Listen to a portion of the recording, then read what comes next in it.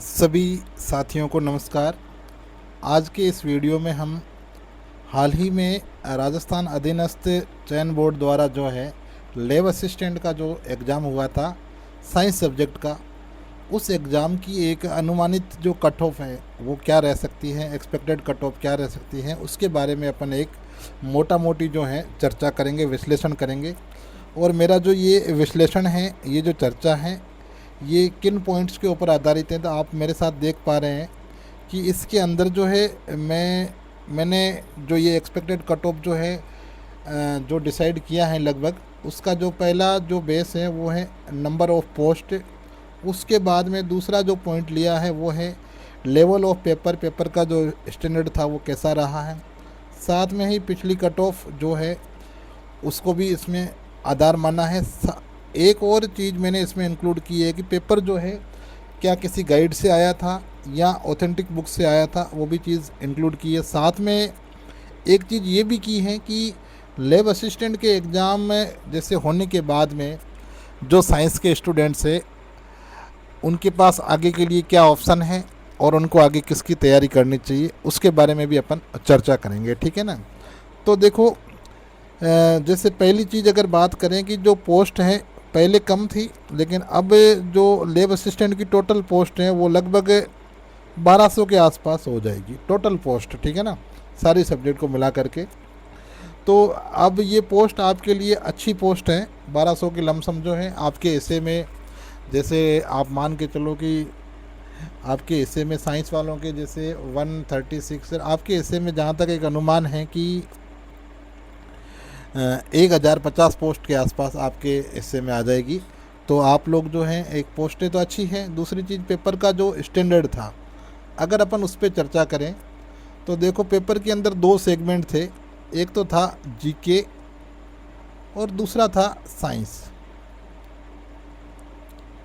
GK जो है medium to थोड़ा अप गया हुआ था, अपन इजी नहीं कह सकते हैं। और साइंस के अंदर अगर बात करें, बायो पूरी कंसेप्ट बेस्ड थी और एनसीईआरटी को लाइन टू लाइन फॉलो किया गया है। फिजिक्स भी एक नीट के जो स्टैंडर्ड की जो फिजिक्स होती है ना, अभी नीट का जो पेपर आया था मुझे ऐसे लग रहा है कि वो पेपर और लैब असिस्टेंट का ज़्यादा जो है ना उसमें एक जो डिफरेंस है वो नहीं दिख रहा है। तो फिजिक्स का पेपर भी एक स्टैंडर्ड था इसके अंदर, मतलब जो क्वेश्चन थे, और केमिस्ट्री के थे वो भी कैसे थे, स्टैंडर्ड थे। कहने का मतलब ये है कि साइंस का जो पेपर था ना उसको अपन टफ पेपर की कैटेगरी में रख सकते हैं, बिल्कुल इसमें कोई दो राय नहीं है। अगर कोई कह रहा है ना कि पेपर इजी है तो उसको एग्ज़ाम हॉल के अंदर जब वो पेपर अटेंड करे ना तब पता चले कि पेपर कैसा होता है। 5 7 8 क्वेश्चन जो होते हैं ना आते हुए भी गलत करके आ जाते हैं, ठीक है ना। एग्ज़ाम हॉल का जो प्रेशर होता है वो अलग होता है। तो बाहर बैठ करके चाहे मैं हूँ या कोई और हो, इतनी चली जाएगी कट ऑफ, इतनी चली जाएगी, पेपर इजी था, ऐसा नहीं है, ठीक है ना। एग्ज़ाम हॉल की जो मेंटल कंडीशन होती है वो अलग रहती है। तो अब बात करते हैं कट ऑफ को लेकर के। जो कट ऑफ है उसको लेकर के चर्चा करते हैं कि एक्सपेक्टेड जो कट ऑफ है वो क्या रह सकती है। तो देखो प्यारे साथियों, अपन जैसे अगर इसमें बात करें तो सबसे पहले जैसे जनरल कैटेगरी की बात करें, मैं आपको जनरल के अंदर मेल के जो है उस पर चर्चा करूँगा। फीमेल जो है आप 5 नंबर जो है माइनस मान सकते हो। तो जनरल की जो साइंस की जो कट ऑफ है वो एक अनुमानतः अपन ये मान सकते हैं कि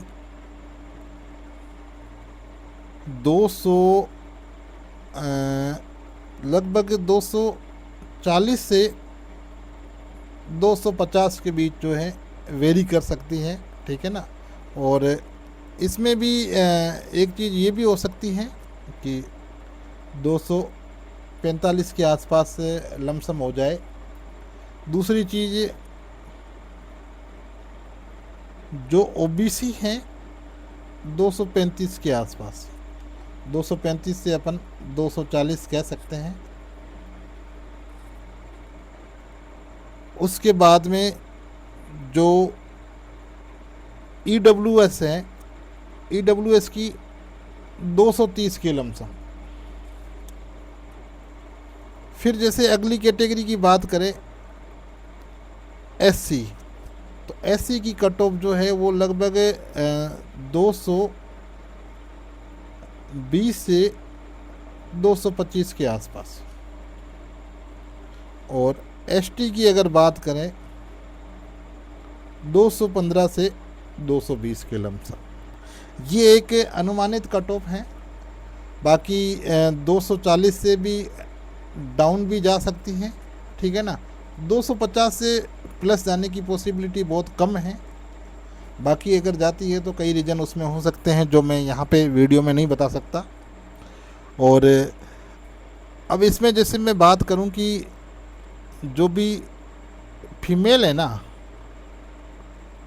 तो फीमेल में आप ये देख लो कि जैसे -5, जैसे 240 रहती है अगर जनरल मेल की, तो फीमेल की 235। अगर 245 जनरल मेल की रहती है तो फीमेल की 240। वहीं इसमें भी -5 देख लो। OBC के अंदर भी जो फीमेल की -5, EWS के अंदर भी -8 के आसपास देख लो। SC की जो है -10 के आसपास फीमेल जो है वो मान लो। और ST की भी -12 से 15 के बीच में फीमेल की जो है वो कट ऑफ रह सकती हैं। ये एक अनुमान है, बार बार कह रहा हूँ, ठीक है ना। आगे क्या चीज़ होती है वो भविष्य के एक गर्भ में है, फिर भी एक मोटा मोट जो अनुमान होता है वो अपन ने लगाया है। अब बात करें पेपर कहाँ से आया, तो देखो पेपर जो राजस्थान का था, वो पेपर, वो तो मोस्टली जो है 9th और 10th की बुक, कौन सी, RBSC की, राजस्थान बोर्ड की। और साथ में ही RSSB के जो PYQ हैं, पिछले सालों के जो क्वेश्चन थे उसके सॉल्यूशन वगैरह अगर किसी ने ढंग से देखे हैं तो उसका काम बढ़िया से हो गया है। और अगर बात करें साइंस की, तो साइंस के अंदर तीनों जो ब्रांचेज हैं, चाहे वो फिजिक्स हो, केमिस्ट्री हो या बायो हो, ये तीनों का जो पेपर है वो NCERT बेस्ड था, पूरा का पूरा NCERT बेस्ड था। तो आगे अब भविष्य के अंदर जब भी आप लोग तैयारी करो तो NCERT को, और NCERT के साथ में जो ओल्ड RBSC की जो बुक है वो राजस्थान बोर्ड की जो साइट है उसके ऊपर पड़ी है, उसको लेकर के आप लोग जो है तैयारी करें। अब देखो एक चीज़ और इम्पोर्टेंट है, मैं आप लोगों को बताना चाहता हूँ, सिर्फ कट ऑफ को लेकर के आप लोग जो है ज़्यादा पैनिक न हो।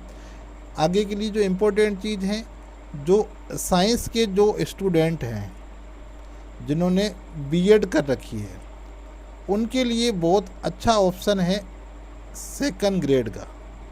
आपको पता है कि सेकंड ग्रेड के अंदर जैसे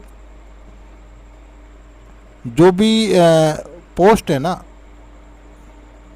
सेकंड ग्रेड के अंदर जो है अब पोस्ट जो है वो 11,000 हो गई है, 11,500 के लमसम हो गई है। तो आप लोगों ने फिजिक्स है, केमिस्ट्री है, बायो है, पूरा अच्छे से पढ़ रखा है। राजस्थान जीके को आपने अच्छे से राजस्थान जीके कर रखा है। अब आपके लिए इंडिया और वर्ल्ड का है, तो आप लोग कोई भी एक बेसिक बुक जो है उसको उठा करके तैयारी करें। मेरा आप लोगों को सुझाव यही है कि आप लोगों को सेकंड ग्रेड साइंस की तैयारी में जुट जाना चाहिए। और अगर किसी की B.Ed नहीं है, केवल BA है, तो आप लोगों को अब जो SI वाले में तो आप नहीं बैठ पाओगे, तो आप लोग जो है सेकंड ग्रेड का ही तैयारी जो है वो शुरू कर दें। और इसके रिगार्डिंग जैसे सेकंड ग्रेड के रिगार्डिंग RPSC के जैसे ओल्ड पेपर वगैरह हैं, या पोस्ट कब बढ़ेगी, और अधीनस्थ बोर्ड की जैसे आपके इस एग्ज़ाम की आंसर की कब आएगी, वो आपको सारी जानकारी जो है इस चैनल पर मिलती रहेगी। तो आप लोग अगर नए हैं तो इस चैनल को ज़रूर ज्वाइन करें। और प्यारे साथियों, एक बात और कहना चाहूँगा, कट ऑफ है, इसको आप लोग जो है ज़्यादा पैनिक न हो, तैयारी जारी रखें। नंबर अच्छे आ रहे हैं तो भी जारी रखें, और स्कोर अगर अच्छा नहीं है तो भी आप लोग पढ़ते रहें, क्योंकि मेहनत जो है कभी न कभी रंग लाती है। आपकी जो सफलता है वो आपको ज़रूर मिलेगी।